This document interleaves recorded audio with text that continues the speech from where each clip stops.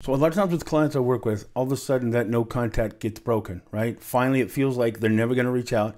It's very normal to feel like it's hopeless.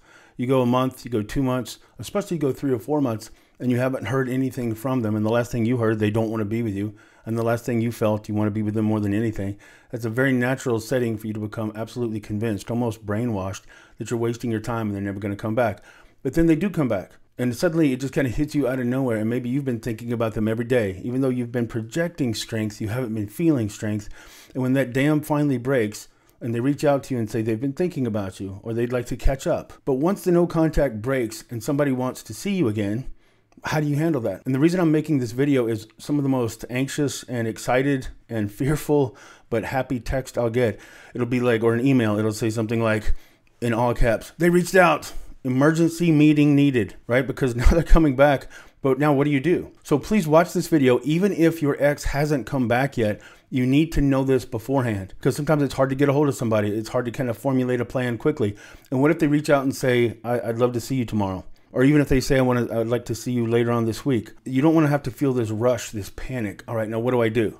So this is what this video is for. So first thing, take a deep breath. This is where it's going to really come into play if you're watching this video before it happens, because one of the things that will help you is not becoming obsessed with that person during no contact. You don't want to be the kind of person, and don't get me wrong, I understand the compulsion. Believe me, I do understand it. But if you've kind of spent all of no contact just being obsessed with them every day, looking at their social media, every day checking like their Spotify account or checking their Venmo account, finding these little clever ways to get as much information as you can. And even though you've been in no contact projecting strength, that tension, that anxiety, what you've done is you've still kind of stayed so fixated on them that when they reach out, it's going to be this massive whiplash effect. And all of a sudden you're going to feel this rush to reach out. And it's going to be really hard to meet up with them and have a conversation without letting some of that excitement, some of that relief out.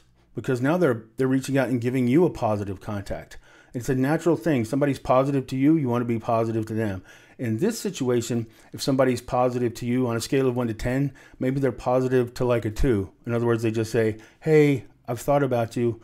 I hope you're well. It's a natural impulse to say, I've been thinking about you too. As a matter of fact, I've thought about you every day, and I'm so glad you reached out because there's so much I want to tell you. You know you don't want to do that. If you're watching this video, you probably already know you don't want to do that. So the first thing to do is just kind of be minimal. Match whatever level of romance, of warmth that they're initiating, but let them lead it. You want to kind of keep a little bit of that pursuit tension there. If you've been in no contact for a while, there's a great likelihood that part of the reason they're reaching out to you is that they don't know how you feel. So if you're watching this video and they haven't reached out to you yet, it's a great time to actually listen to it, because you need to mentally prepare for it. And that's one of the reasons you don't want to stay locked onto checking everything about their profiles, stay locked into everything about their lives.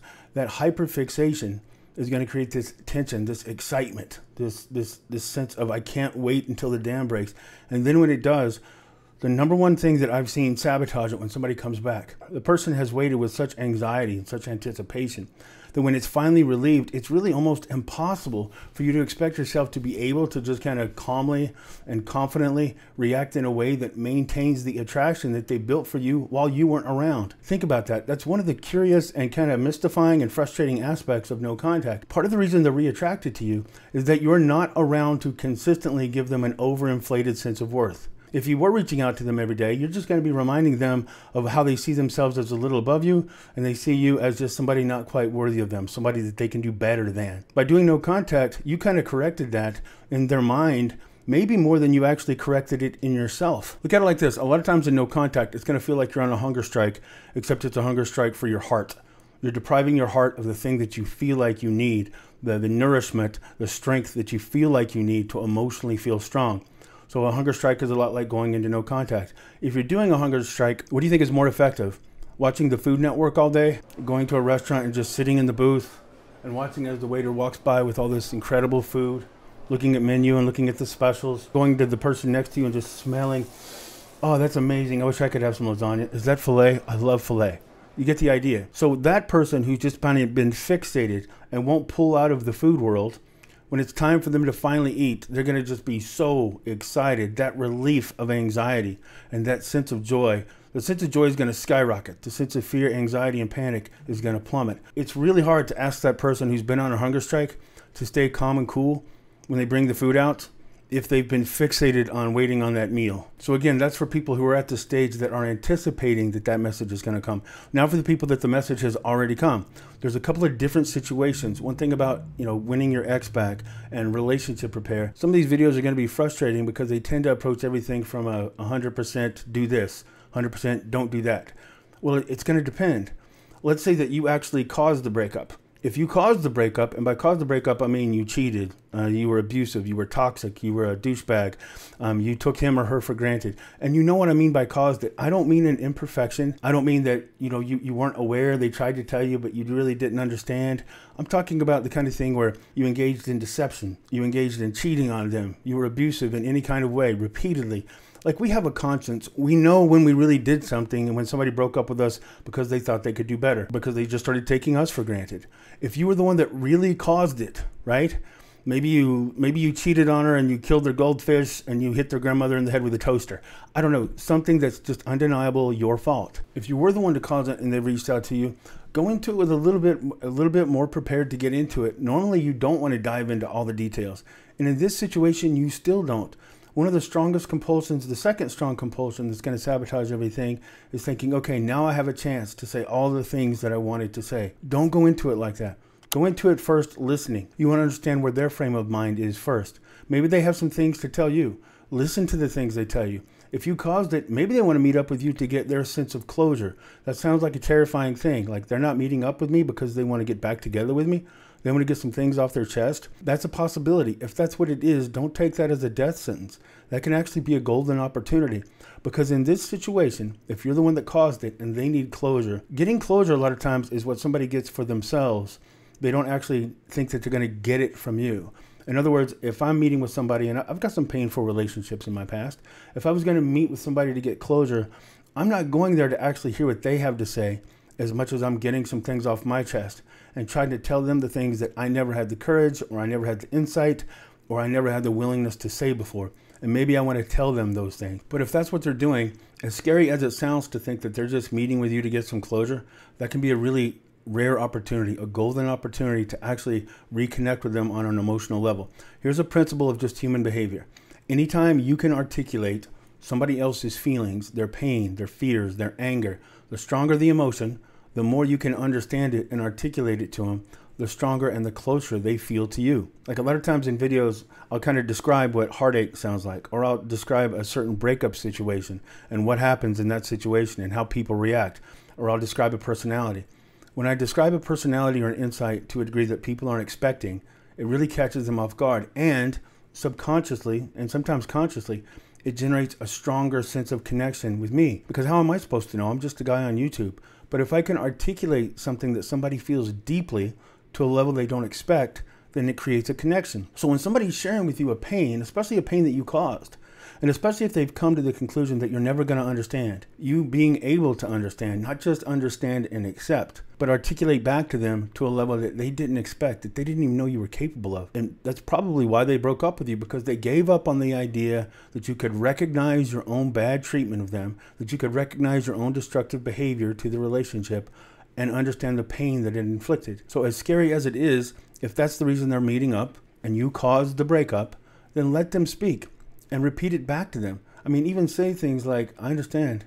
Truthfully, I've stayed away from you because I realized that I didn't deserve you. I've stayed away from you because I wanted to at least respect the last thing you told me. The last thing you said was that you didn't want to be with me. And I can see that I didn't hear you. I can see that I didn't understand you before. And I thought the least I could do was honor your last request to leave you alone, because everything you said, I can see now. Now here's the key. When you're acknowledging something, don't do it like you're just kind of falling at their feet, and ripping your clothes and gnashing your teeth. Don't throw themselves at your feet and take 1,000% of the blame and say, you know what, I've been thinking the same thing, and here's my poem written in my tears and my own blood just to tell you how sorry I am. Acknowledge it, but acknowledge it from a position of strength. Do it, and I don't mean do it like you don't care. I'm not trying to say do it like you're apathetic, like, yeah, I know, you were right. No, I mean, like, have a tone that has some strength and humility to it, like, I hear you. I understand. The truth is, as embarrassing as this is, as humbling as it is, everything you're telling me, I've had the pain of realizing while I was without you. And truthfully, when I realized it, I wanted to reach out to you. There are a lot of things that I've been kind of coming to terms with that I wanted to share with you. but I realized I didn't have a right. You gave me plenty of chances to tell you that I understood, and I didn't understand until you were gone. So I didn't think I had the right to just step back into your life and interrupt you while you were learning to live without me, just to tell you about all these insights I'd learned about myself. But the truth is, you're 100% right on that. I never should have done fill in the blank. When I did fill in the blank, I can see that had to make you feel like this. If I were in your spot, I would have felt the same way. Just expressing empathy without saying, I know, and I'm so sorry. Can we just please talk? I know what you're saying is right. And here's what I've done. I've done this. Don't. Another thing to do. Don't give them a resume of all the things you've learned. I'm so glad you reached out to me. I just wanted you to know. I started taking anger management classes. I started learning how to cook. I made a list of grievances that I did wrong and all the ways that I want to make it up to you. I've been working out. And this is my favorite one, that people have a strong compulsion to share. And I've learned that I don't need you so bad. I've learned that I put too much on you. I've learned that, and you see what I'm saying? I'm so excited to tell the person that I've learned that I don't need to put so much on them.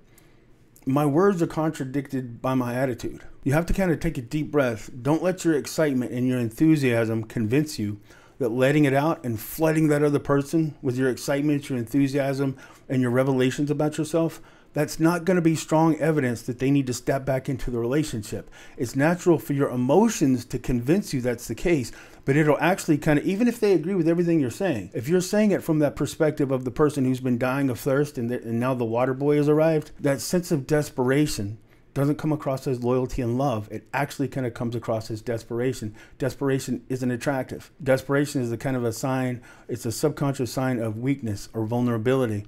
And it can be great and it can be called for. It can be an appropriate response. But in terms of attraction dynamics, it's not so great. So acknowledge it, but acknowledge it from a place of strength. Acknowledge it from a place of understanding.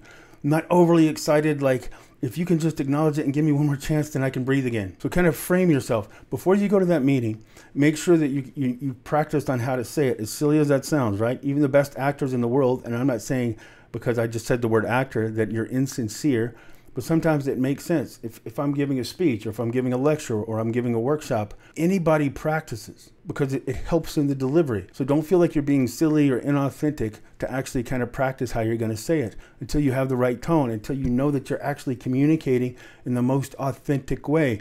Sometimes practice reinforces authenticity. It doesn't take away from it. So just make sure that you have the right mental frame while you're listening. Listen, and then don't feel the need to dive down deeper on every little topic. Again, you don't want to go into it like this is an interview for the job of your life and you want to make sure that you kill it. Once you've been able to communicate the things that you wanted to communicate, don't push. Another instinct. Everything I'm talking about now are going to be really strong impulses that will work against you.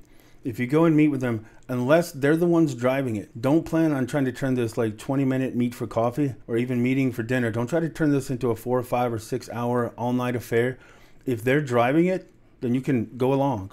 Again, match whatever level of affection, of connection that they're putting out there. But once you've said what you need to say, or better yet, once you've heard what they needed you to hear, then as soon as you've got that sense of sooner or later this conversation is going to have that lull. You want to kind of make sure when that lull hits that you don't actually try to extend the meeting. You're not trying to milk it for every second that you can get. Again, in attraction principle, it kind of gives off an air of desperation. Desperation, anytime you realize that you're trying to plead, that you're trying to pursue, or you're trying to persuade somebody to do something, that's unattractive. You want to be able to match whatever they're putting out there.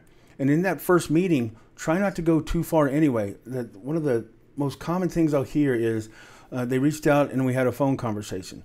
Or they reached out and we went for a walk. Or we went for coffee. And it was amazing. We ended up spending 3 or 4 hours together. And then what happened?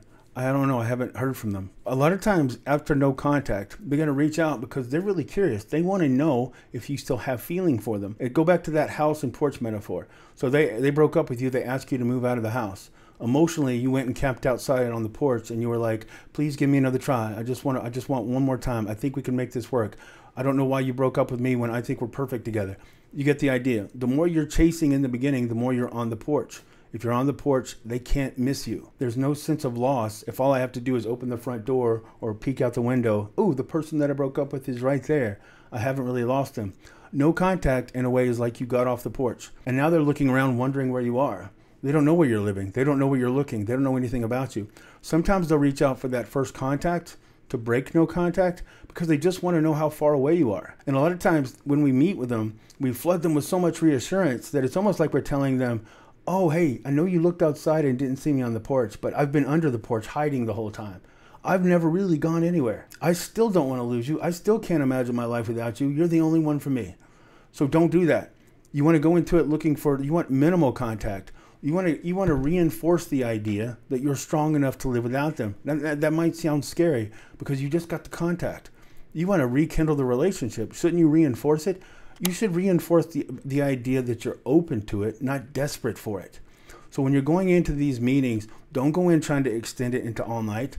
A lot of times I talk to clients that will even spend the night with the other person, but then they disappear again the next day. So it's better if you reinforce the idea that you're strong enough to live without them, even though you don't want to. So now let's say you're going to this meeting and it wasn't your fault. The breakup was just more that general, they found somebody else. They decided that maybe they could find somebody else, even if they hadn't already. They just wondered, maybe they even said just the attraction dropped. They don't know why, but their feelings changed and they just didn't feel like, you get the idea, right? So that's the more common breakup. In this situation, go to that meeting, and I know this is gonna be scary, and a lot of you are gonna hate this, and a lot of you won't do it. I'm just trying to tell you what helps build and reinforce the attraction that got them to reach out to you in the first place is not going in gung-ho. The same thing applies to you that I just talked about. Don't go into it with a long list of the things that you've realized. Don't go into it, trying to impress them with your resume. I just want you to know I started classes. I'm going to anger management. Now I can cook. I'm learning to dance. I'm working out.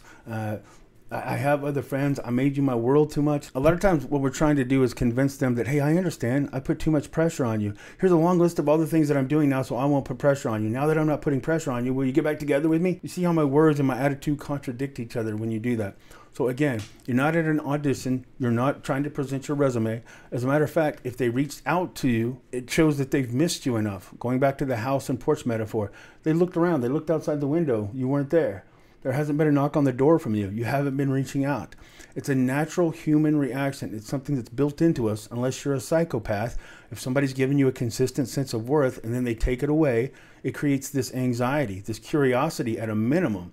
And when it builds over time, it's like all of a sudden it creates this compulsion to re-examine. I thought they were going to be there. I thought they were crazy about me. Even though I broke up with them, I kind of liked the idea that they still wanted to be with me, even though I didn't want to be with them. You've taken away a pillar of their ego, and they felt it. So when they reach out, you don't want to rebuild that pillar completely. You don't want to let them know, even though it looked like you were strong enough to not be thinking about them every day, you really were. It's going to be natural for you to think that's a good thing to share. They just reached out to you. They communicated positive feeling towards you.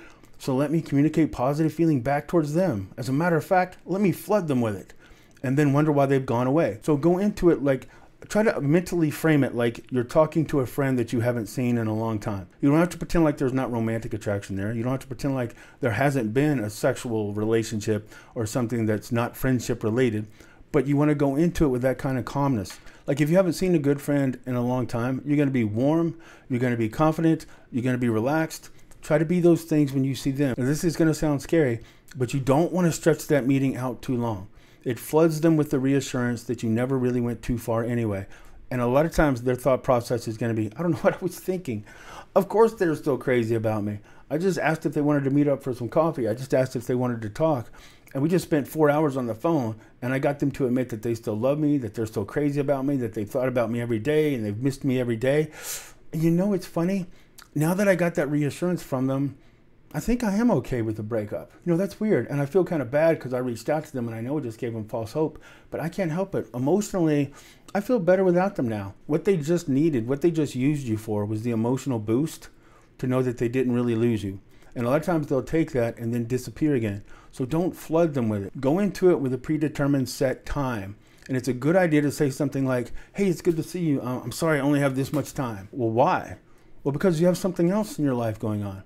Again, they're not the center of your life. Look at it like this. Consistently remind yourself, it's great if that's your favorite person in your life. It's bad if that's the purpose of your life. And a lot of times we're so happy to get back with them. We're so happy just to have the chance at a conversation. We accidentally communicate to them, sometimes intentionally, that they are still our purpose in life. As soon as they feel that, their ego is going to go back up and the attraction to you is going to go back down. So it's better to say something like, hey, it's great to see you. I'm sorry I only have this much time, but I've got some people waiting on me. The term people waiting on me is fantastic because they don't know what people means. It could mean friends. Usually it means friends. But what it does mean is that you have something else going on in your life, and they're not the center of it, to the point that I canceled all plans just to have the honor of spending an ice cream cone with you, because that's how amazing you are and that's how dependent I am. See, you go back to making them the purpose of your life. Worship sounds like a great thing, but none of us are built to find worship attractive. I mean, unless, again, you're a psychopath. So have a limited set time. You want to keep some of that tension. What made them reach out to you was the idea that they weren't certain that they could get you back. You don't want to take away some of that doubt. As much as you want to in your heart, you don't want to take away some of that doubt this early, because it kills the attraction. It kills the tension that made them want to reach out to you in the first place. So have a limited amount of time. Have something else that you're going to be doing within the next hour or so. And having those other plans gives you a great excuse to look fantastic. So it's going to look a little bit weird, and it's going to look a little bit trying too hard if you show up looking just in your best outfit, looking confident. And when you know with that outfit you have, when you look in the mirror and you think, all right, this is me. Well, if you show up looking too good at this meeting with them, it's going to communicate to them that you're really trying to make a good impression. Again, you're going back to that audition and that job interview, resume kind of mindset. But if you have some people waiting on you, you also have a good excuse not only to keep that meeting shorter, to keep some of that pursuit tension there. It also reminds them that they're not the center of your life. You have things going on. Since the two of you broke up, you've been able to focus on other things with other people. You have meaning in your life outside of them, and it gives you a good excuse to look good. And when you get to the end of it, it's better at that first initial meeting for you to be the one to wrap it up, but wrap it up warmly. I don't mean be a douchebag. I don't mean be apathetic. I don't mean to be like, all right, hey, it's good to see you. All right, I got more important things to do. Take it easy. No, be very warm. Like, lean into it. Say, you look fantastic. Don't feel like you have to play it cool. You don't even have to pretend like you haven't missed them. If they say something like, I've thought about you, you could say, well, of course I've thought about you too. Like, we had a meaningful relationship. It doesn't make you sound strong if you pretend like you don't care about somebody that had a significant role in your life, and now you've been broken up, so, you don't care. That's not attractive. That's douchebag. So you can acknowledge it. Just don't acknowledge it like you're just ripping your heart open. Yeah, of course, I've thought about you too. I mean, I hope you've been doing well, but yeah, you've crossed my mind. You've crossed my mind a lot. You kind of helped me realize some things. But you see how I'm saying it? I'm not pretending like I don't care, but there's no pleading. There's no like timidity in my voice. There's no sense of I'm going to say something and then wait and see how you respond to it. A lot of times they're just kind of instinctively going to want to know if they give you that one little interaction, is that going to be enough to get you back hot on their trail, to reflood their ego and give them that sense of importance? If you fall for that, you'll flood their sense of ego, and then you'll actually drain their sense of attraction to you. So maintain that sense of strength, maintain that sense of identity and resilience that got you that first meeting in the first place. Don't assume that just because you got a first meeting, that if you don't get a second one quickly, that you ruined it. That's a normal thing, so don't let it panic you. So I hope this has been some help. Let me know if your situation doesn't kind of fall neatly into one of these categories. Every situation has its own details. I do one-on-one coaching at realcoachken.com. Take a deep breath. You got this. Oh, and if you get a chance, please give me a like and subscribe or a comment below. It really does help. And thanks a lot. Take care, and I'll talk to you soon.